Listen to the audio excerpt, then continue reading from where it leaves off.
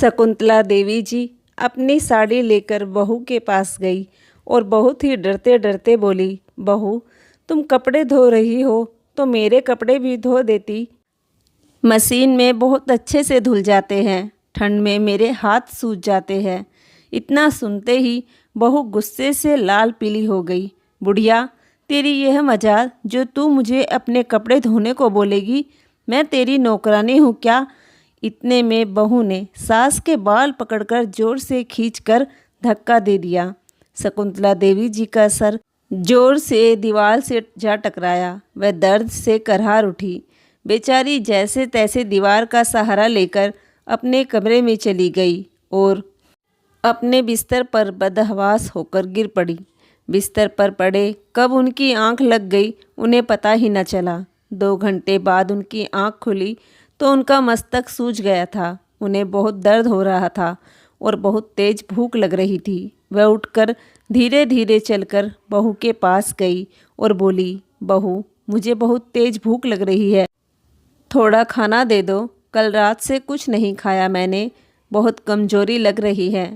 बहू किचन में गई और एक बासी सूखी रोटी लेकर आई और उसे ज़मीन पर फेंकते हुए कहा, ये ले बुढ़िया, इसे खा ले और उसके बाद जाकर बर्तन साफ कर दे, सिंक में बर्तन भरे पड़े हैं। शकुंतला देवी जी को भूख इतनी तेज लग रही थी कि अभी उन्हें जो भी मिलेगा वह खा लेती।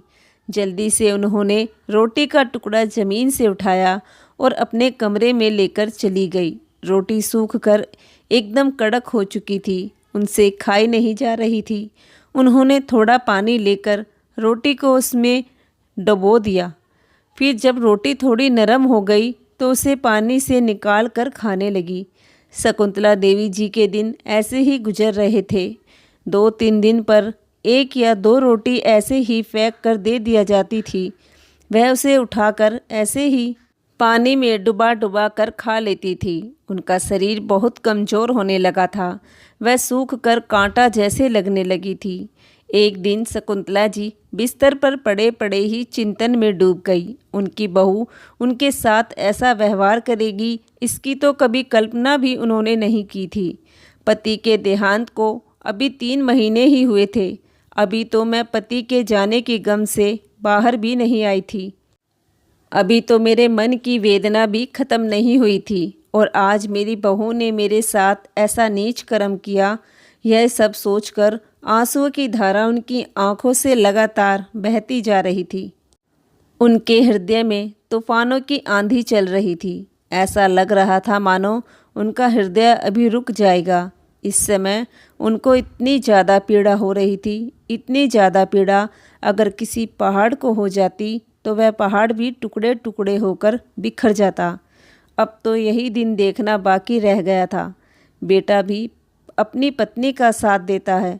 अपनी बहू जिसे बड़े अरमानों से ब्याह कर मैं घर लेकर आई थी, उसी के हाथों मार खाई और बेटे ने बहू की इतनी नीच हरकत पर भी कुछ नहीं कहा। काश यह धरती फट जाती और मैं उसमें समा जाती। रोते रोते शकुंतला जी दीवार पर लगी अपने पति की तस्वीर को निहारने लगी। आप मुझे छोड़कर क्यों चले गए? आपके बदले मैं चली जाती तो यह दिन देखना तो नहीं पड़ता। शकुंतला देवी जी अपने पति दिनेश बाबू जी को याद करके और भी ज़्यादा रोने लगती है। शकुंतला देवी जी सोचती है कि जब मैं इस घर में ब्याह कर आई थी तो क्या था उनके पास? एक मिट्टी का छोटा सा कच्चा घर। दिन रात काम करती और सास ससुर की सेवा के लिए एक पैर पर खड़ी रहती थी।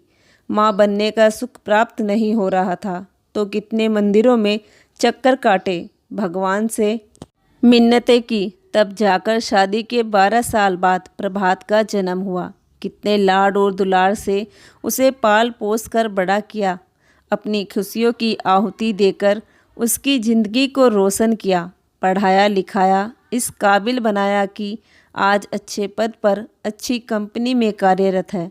उसी बेटे को आज माँ की 2 वक्त की रोटी भी बोझ लग रही है। शकुंतला देवी जी पूरी रात रोती रही। उनकी आंखें रोते रोते सूज गई थी। उन्हें किसी तरह करार नहीं आ रहा था। दोपहर से रात और रात से सुबह हो गई थी। बेटा भी उनके पास नहीं आया। जब सुबह हुई तो शकुंतला जी ने बहू की इस नीच हरकत के बारे में अपने बेटे से बताया। माँ, इसमें सारी गलती तुम्हारी है। जब तुम्हें पता है तुम्हारी बहू घर के इतने सारे काम करती है, ऊपर से तुमने अपने भी काम बता दिए, तो उसे गुस्सा आएगा या नहीं? बेटा पत्नी को कहने की बजाय उल्टा 4 बातें शकुंतला जी को ही सुनाकर चला गया। इस बात की उन्हें और भी ज़्यादा तकलीफ़ हो रही थी। मेरे ही पेट से जन्म लेने वाले बेटे को आज मेरी पीड़ा नज़र नहीं आ रही है। आज शकुंतला जी अपने तन और मन दोनों से बहुत दुखी थी। उन्होंने अपने आंसू पोंछे और खड़ी हुई। एक बैग लिया, उसमें अपने कुछ कपड़े रखे, ज़मीन और घर के कागजात रखे, जितना भी गहना उनके पास था अपने बैग में रखे और अपने घर से निकल पड़ी। जब घर से बैग लेकर जा रही थी तो बेटे और बहू ने उन्हें रोकने की कोशिश तक नहीं की। शकुंतला देवी जी घर से सामान लेकर निकल तो चुकी थी, परंतु उनके हृदय में अनेकों प्रकार की द्विधा ने जन्म ले लिया था, क्योंकि जब से शकुंतला देवी जी इस घर में बहू बनकर आई थी, तब से कभी भी इस तरह सामान के साथ में मायके नहीं गई थी। ससुराल की जिम्मेदारियों ने शकुंतला देवी जी को इस कदर बांध दिया था कि कभी ऐसी नौबत ही नहीं आई कि सामान लेकर मायके जाना पड़े। कभी एक रात के लिए दिनेश जी के साथ अपने मायके जाती थी, तब उनके हृदय में यह दुविधा रहती थी, किंतु जाना तो था ही। बहुत साहस के साथ भाई के घर में कदम रखा। भाई ने दरवाज़ा खोला। उनके भाई गोपाल जी, जो पेशे से वकील थे, शकुंतला देवी जी को देखा तो चौंक गए और कहने लगे, अरे शकुंतला, ऐसे अचानक कैसे आना हुआ? तुम अकेले आई हो, साथ में बेटा नहीं आया? सब कुशल मंगल तो है ना? तभी भाभी भी अंदर से आई और अपनी ननंद को देखकर बोली, कितना अच्छा लग रहा है ना आपको देखकर दीदी, अंदर आइए। आप तो वहीं खड़ी हो गई। हाँ हाँ बहन, अंदर आओ। शकुंतला देवी जी के भाई गोपाल जी उनका हाथ पकड़कर अंदर ले गए। शकुंतला देवी जी ने अपना सामान एक तरफ रखकर और वहीं सोफे पर बैठ गई। भाभी ने शकुंतला जी को पानी पिलाया, फिर उनके लिए खाना लेकर चली आई। शकुंतला देवी जी के चेहरे पर परेशानी का साया था, जो कि साफ साफ दिखाई पड़ रहा था। भाई ने पूछा, शकुंतला क्या बात है? मैंने तुम्हें कभी ऐसे आते हुए नहीं देखा और ना ही कभी तुम इतने सामान के साथ आई हो। सब कुशल मंगल तो है ना? कोई बात तो नहीं है ना? शकुंतला देवी जी के भाई गोपाल जी ने विचारपूर्वक प्रश्न किया। नहीं नहीं भाई, ऐसी कोई बात नहीं है। तुम तो जानते हो, दिनेश जी के जाने के बाद मैं किसी तरह से संभली हूँ। उनके रहते किसी भी दिन घर में मायूसी नहीं रही। जब देखो कुछ ना कुछ करते ही रहते थे तो मन लगा रहता था, किंतु अब तो जैसे घर में मातम पसरा रहता है। काम तो सारे हो जाते हैं, किंतु वह बात नहीं जो दिनेश जी के रहते थी। इसलिए कुछ दिन यहाँ रहने चली आई। शकुंतला देवी जी ने दुखी मन से उत्तर दिया, हाँ बहन, बहुत अच्छा किया। तुम्हारा घर है, जितने दिन रहना है रहो। तभी भाभी खाना लेकर आ जाती है। शकुंतला देवी जी भोजन करती है, फिर अपना सामान उठाकर कमरे में चली जाती है। सामान रखकर बिस्तर पर बैठ जाती है। कुछ देर ख्यालों में डूबी रही, फिर बिस्तर पर लेट गई। शकुंतला देवी जी को अपनी बहू का व्यवहार बार बार उनकी आंखों के सामने आकर सता रहा था। वह उस दृश्य को भूलना चाहती थी, किंतु रह रहकर याद आ जाता। वह दृश्य शकुंतला देवी जी के हृदय पर सैकड़ों वार कर रहे थे। वह किसी से कुछ नहीं कहती थी, बस अंदर ही अंदर घुटती रहती थी। आँखों से आंसू भी बहने लगता तो साफ करती रहती। नींद भी उड़ गई थी। जबरदस्ती आंखें बंद करती, फिर खोल लेती। फिर आधी रात में जाकर नींद आई। अगली सुबह उठकर नाश्ता करके शकुंतला देवी जी ने सोचा कि आज शायद बेटा बहू पोता पोती तो आएगा मुझे लेने। वह प्रतीक्षा में थी कि कोई आएगा तो मैं चली जाऊंगी। शकुंतला देवी जी दरवाजे की ओर देखती रही और देखते देखते शाम का समय हो गया। शकुंतला देवी जी दरवाजे की ओर देखती और फिर सोच कर रह जाती।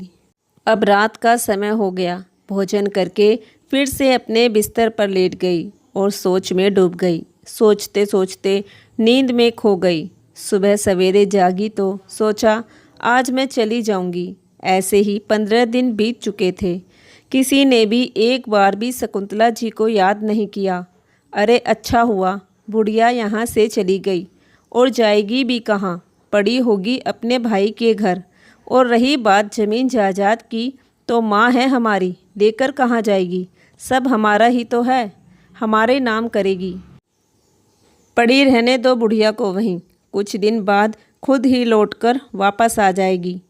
सही कहा निधि तुमने, अपनी माँ का इकलौता बेटा हूँ मैं, जायदाद तो मुझे ही देगी। शकुंतला जी के घर से जाने पर बहू तो बहू, बेटा भी बहुत खुश था। अब ना तो शकुंतला जी खुद गई और ना ही बेटा और बहू लेने आए। उधर शकुंतला जी के भाई गोपाल जी को उनके लिए चिंता सताने लगी। गोपाल जी ने अपनी पत्नी से भी इस बारे में बात की। भाभी भी चिंता व्यक्त करने लगी। गोपाल जी बहुत ही सज्जन व्यक्ति थे। एक दिन उन्होंने शकुंतला जी से पूछा, आखिर बात क्या है बहन, अपने भाई को नहीं बताओगी तो फिर मैं तुम्हारी परेशानी कैसे दूर करूँगा। मुझे पता है जरूर अंदर ही अंदर तुम घुट रही हो। इतना सुनते ही शकुंतला देवी जी अपने भाई के कंधे पर सर रखकर रोने लगी और रोते रोते सारी बात कह डाली। गोपाल जी ने अपनी बहन को सांत्वना देते हुए कहा, अरे बहना, तेरा भाई जिंदा है तो तू किस बात की फिक्र करती है, तुझे बिल्कुल भी चिंता करने की ज़रूरत नहीं है। भाई ने शकुंतला देवी जी को ढांढस बंधाया। भाई, मैं अपने ज़मीन के सारे कागजात अपने साथ लाई हूँ। शकुंतला देवी जी ने घर और ज़मीन के कागजात अपने भाई को दिखाए।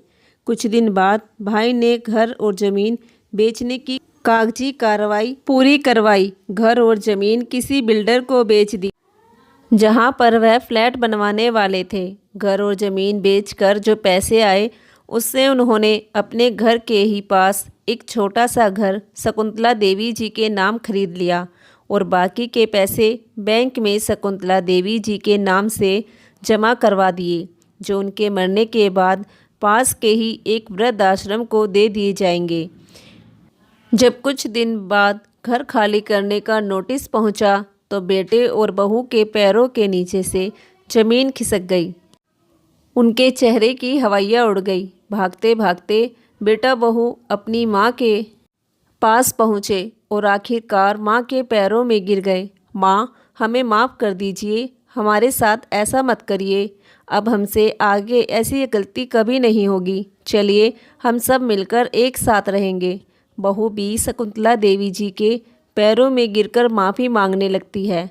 माँ जी, मुझे माफ़ कर दीजिए, मैंने आप पर हाथ उठाया, मुझसे बहुत बड़ी गलती हो गई, मुझे माफ़ कर दीजिए, अब मैं आपकी खूब सेवा करूँगी। कहते हुए बेटे और बहू ने शकुंतला जी के आगे घुटने टेक दिए और उनके पैरों में गिरकर नाक रगड़ने लगे। दूर हो जाओ तुम दोनों पापी मुझसे। शकुंतला जी उनसे दूर हटते हुए बोली, वो तो दिनेश जी सब मेरे नाम कर गए थे, इसलिए आज मैं यहाँ खड़ी भी हूँ, नहीं तो तुम लोगों ने तो मुझे जीते जी मार ही डाला था। तुम लोगों ने जब मेरी नहीं सुनी तो अब मैं क्यों तुम्हारी सुनूं? यह तो तुम्हारे कर्मों की सज़ा है। एक माँ तुम्हें क्षमा कर भी दे, लेकिन यह एक विधवा बूढ़ी औरत तुम्हें कभी क्षमा नहीं करेगी। तुम लोगों ने इतने दुख दर्द दिए, इतने घाव दिए हैं कि यह मोम जैसा दिल पत्थर का बन चुका है। जो दर्द मैंने सहा है उसका बदला तुम कभी भी नहीं उतार सकते। तुम्हारी यही सज़ा है। अब कहीं भी जाकर तुम रहो, मुझे उससे कोई मतलब नहीं है। अब आगे की ज़िंदगी मुझे सुख शांति और चैन से जीनी है। इतना कहकर शकुंतला देवी जी अपने घर में चली गई और बेटा बहू खड़े खड़े देखते ही रह गए। दोस्तों, इस कहानी के बारे में आपको क्या कहना है? शकुंतला देवी जी ने सही किया या गलत, कमेंट करके ज़रूर बताएं। और कहानी थोड़ी सी भी पसंद आए हो तो प्लीज़ कहानी को लाइक और चैनल को सब्सक्राइब ज़रूर कर लीजिए। धन्यवाद।